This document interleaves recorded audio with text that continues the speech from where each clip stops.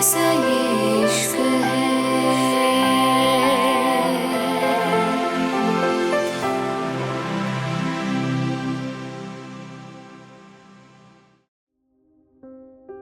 समीरा की बात सुन के रिद्धिमान गहरी सांस लेकर बोला, क्या हम यहाँ मेरी पर्सनल लाइफ डिस्कस करने आए हैं मिस राठौर? हम लोगों को मीटिंग आगे बढ़ाने चाहिए आई थिंक। इतना कह के रिद्धिमान ने समीरा को बैठने का इशारा करा था, लेकिन समीरा की नज़र लगातार सिर्फ और सिर्फ अलियाना पे बनी हुई थी। वो घूरते हुए उसको देख रही थी। रिद्धिमान धीरे से बोला, मुझे खुशी है राठौर और ओबरॉय एक साथ मिलकर काम कर रहे हैं। मुझे इस बात की भी खुशी है आप हमारा साथ दे रही हैं। आई नो आपको बिजनेस के बारे में काफ़ी कुछ पता होगा, लेकिन हम आपको ऐसे प्रोजेक्ट के बारे में बताना चाहते हैं जिससे हमारी और आपकी कंपनी दोनों को फायदा होगा। अभी भी जो शहर पुराने हैं या जहां अभी डेवलपमेंट नहीं हुआ है, हम उन शहरों में डेवलपमेंट करेंगे और फिर वहां अपनी कंपनी की ब्रांच सेटअप करेंगे। और जहां कोई भी पॉल्यूशन या कुछ ऐसी चीजें हैं जो लोगों को परेशान करती हैं, हम वहां इको फ्रेंडली मॉल और बिल्डिंग बनाएंगे जिससे हमारी कंपनी को फायदा होगा। और हमें ये काम अभी से शुरू करना है।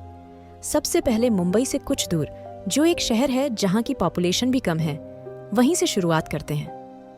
रिद्धिमान की बात सुन के समीरा गहरी सांस लेकर बोली, ग्रेट, मुझे भी ये प्रोजेक्ट अच्छा लग रहा है, लेकिन मिस्टर रिद्धिमान, अभी मेरी कंपनी के पास इतना पैसा नहीं है। तो मैं कैसे ये सब? मेरा मतलब है आपके प्रोजेक्ट में काफी कुछ इन्वेस्ट करना पड़ेगा और अभी इस चीज के लिए पूरी तरह से रेडी नहीं हूं। मैं इतना पैसा कहां से? आई मीन अभी सारा पैसा मेरी भतीजी अलियाना के पास है और मैं डायरेक्ट उससे पैसा नहीं पे सकती। उसके लिए मुझे कुछ वक्त चाहिए, क्योंकि मैं अभी कंपनी के बैंक तक नहीं गई हूं और अलियाना मुझे पैसा नहीं देगी। मुझे लगता है हमें किसी और प्रोजेक्ट पे इन्वेस्ट करना चाहिए जिससे हम ज्यादा प्रॉफिट ले सकें और हमें फायदा हो सके। रिद्धिमान गहरी सांस लेके बोला, देखिए मिस राठौर, मैं इस है प्रोजेक्ट पे इन्वेस्ट करना चाहता हूँ क्योंकि रिद्धिमान ओबरॉय वहीं काम करता है जिसमें उसको फायदा होता है और मेरा फायदा इसमें है। इसलिए मुझे लगता है आपको भी इस बात पे ज्यादा ध्यान नहीं देना चाहिए। और रही बात पैसे की, तो आप प्रोजेक्ट पे पैसा इन्वेस्ट कर रही हैं। आई नो आप पैसे तक जा सकती हैं और आप अपनी कंपनी से हमें पैसा इन्वेस्ट करिए। जब आपको प्रॉफिट हो जाए तो आप वापस से पैसा वहीं रख देना। आई मीन मिस्टर जिहान का पैसा है, वो अलियाना का नहीं, तो आप अपने भाई का पैसा यूज कर सकती हैं ना। रिद्धिमान की बात सुन के अलियाना ने गुस्से से रिद्धिमान के हाथ पे नाखून चुभा दिए थे, लेकिन रिद्धिमान शांत बैठा था। वो जानता था वो क्या कर रहा था और अलियाना सिर्फ दिल से सोच रही थी। रिद्धिमान की बात सुन के समीरा गहरी सोच में चली गई थी। ऐसा लग रहा था मानो वो रिद्धिमान की बात को समझने की पूरी कोशिश कर रही थी। और फिर कुछ देर बाद समीरा धीरे से बोली, ओके ठीक है। इतना कह के समीरा उठते हुए बोली, मैं आपको शाम तक सब बताती हूँ। इतना कह के समीरा रिद्धिमान से हाथ मिला के और एक बार अलियाना को घुर के चली गई थी। उसके जाने के बाद जो अलियाना एकदम शांत बैठी थी, वो गुस्से से चीखी थी। अलियाना के चीखते ही रिद्धिमान ने उसके मुंह पे हाथ रख के उसको दीवार से लगा दिया था। अलियाना चीखते हुए बोली, रिद्धिमान ओबरॉय, तुम्हारी हिम्मत कैसे हुई? वो मेरे और मेरे डैड के मेहनत का पैसा है। तुम जानते हो, तुमने उसकी वो बात बता दी जो वो नहीं जानती थी, उसको नहीं बपता था। हमारी कंपनी का बैंक है जिसमें डैड का पैसा है, उसको ये बात नहीं पता थी और तुमने उसको बता दिया। यू नो रिद्धिमान, वो मेरे डैड की मेहनत को आग लगा देगी, वो सब बर्बाद कर देगी। अलियाना को गुस्से में देख रिद्धिमान गहरी सांस लेके बोला, अलियाना तुम अभी भी दिल से सोच रही हो? मैंने कहा, ना तुम मुझ पे यकीन कर सकती हो? रिद्धिमान की बात सुन के अलियाना गहरी सांस लेकर बोली, प्लीज रिद्धिमान, अब तुम कुछ मत बोलो, कुछ नहीं सुनना। मुझे मैं दिल से सोच रही हूं? मैं? अगर हाँ तो ठीक है, मैं खुश हूं, दिल से सोच के बहुत खुश हूं। और अगर दिमाग से सोचना तुम्हारे जैसे लोगों को कहते हैं तो मैं नहीं सोचना चाहती। दिमाग से। अलियाना की बात पे रिद्धिमान ने उसके कांधे को टाइट पकड़ के उसका चेहरा अपनी तरफ कर लिया था। रिद्धिमान गहरी सांस लेकर बोला, देखो अलियाना, जब तक समीरा हम पे भरोसा नहीं करेगी हम कुछ नहीं कर पाएंगे और वो एक पैसा बर्बाद नहीं कर पाएगी, क्योंकि मैं उसको इस प्रोजेक्ट में इन्वेस्ट करने के लिए इतनी बड़ी रकम बोलूंगा, वो चाह के भी उस पैसे को और कहीं यूज नहीं कर पाएगी। और वो पैसा वो जिस प्रोजेक्ट पे लगाएंगी वो प्रोजेक्ट एग्जिस्ट नहीं करता, तो इसका मतलब वो पैसा कहाँ जाएगा? मेरे पास।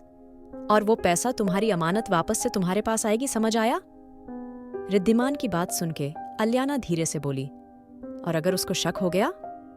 रिद्धिमान अल्याना के बालों को सही करते हुए बोला, ऐसा कुछ नहीं होगा, उसको कोई शक नहीं होगा, मैं वादा करता हूं तुमसे अल्याना, उसको कोई शक नहीं होगा।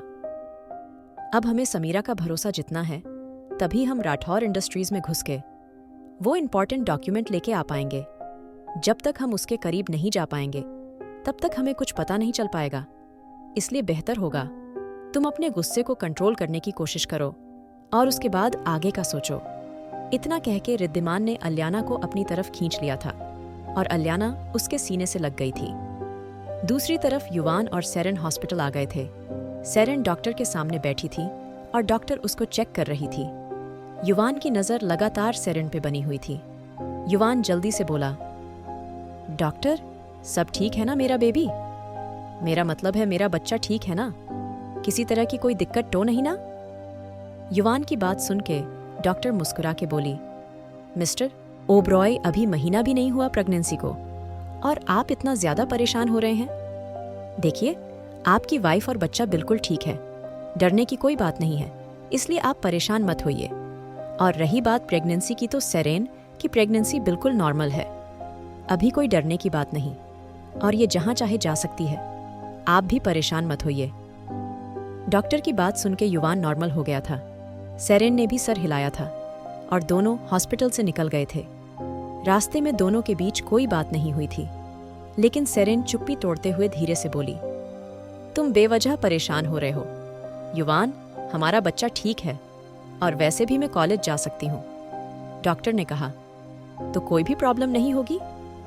सेरेन की बात सुन के युवान गाड़ी को एक रेस्टोरेंट की तरफ मोड़ते हुए बोली, पहली बात तो वो मेरा बच्चा है, तुम सिर्फ उसको अपने पेट में रख रही हो, उसके बाद मैं तुम्हें हमेशा के लिए दफा कर दूंगा।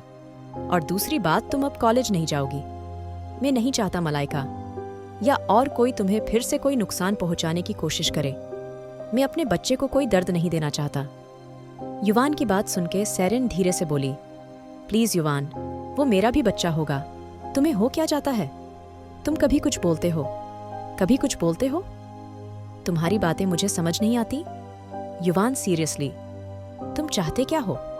सेरेन की बात सुन के युवान धीरे से बोला, देखो सेरेन, अगर तुम्हें ये लगता है मैं तुम्हें एक्सेप्ट कर लूंगा।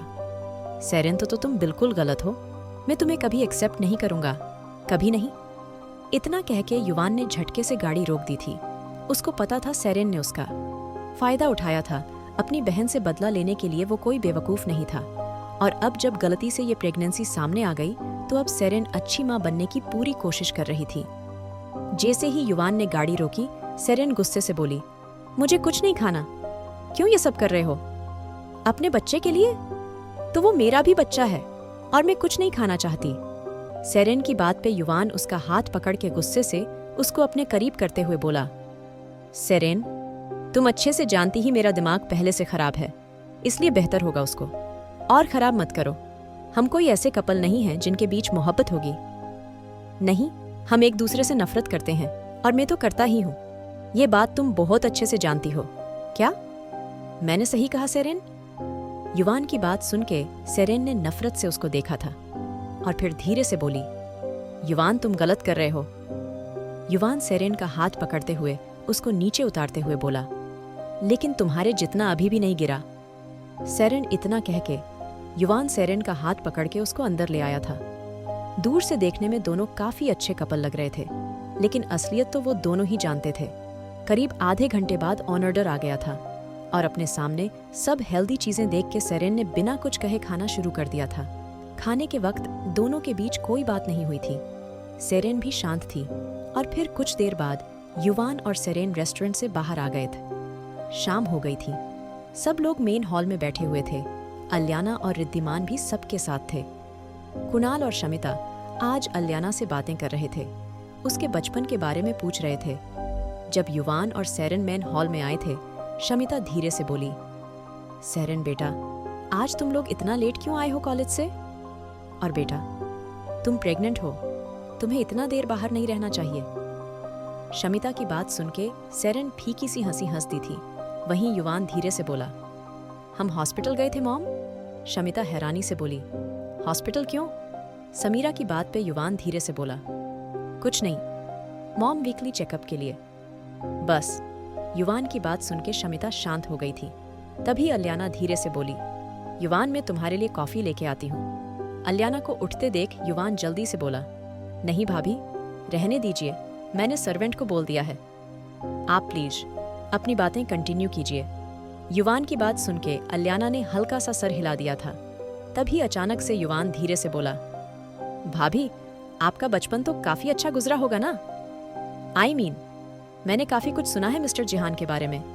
वो मेरे आइडियल हैं बचपन से। अपने डेट के बारे में बात सुन के अल्याना धीरे से बोली, हाँ युवान, काफी अच्छा। अभी उसने इतना ही कहा था जब सेरेन गुस्से से बोली, युवान क्या तुम्हें ये बताया तुम्हारी प्यारी भाभी ने ये मॉम डैड की शादी के पहले पैदा हो गई थी? क्या कहते हैं आज के जमाने में उसको नाजायज। अभी सेरेन ने इतना ही कहा था जब एक जोरदार थप्पड़ उसके मुंह पे पड़ा था और अल्याना हैरान रह गई थी। आखिर किसने मारा है सेरेन को थप्पड़? क्या करेगी अब अल्याना?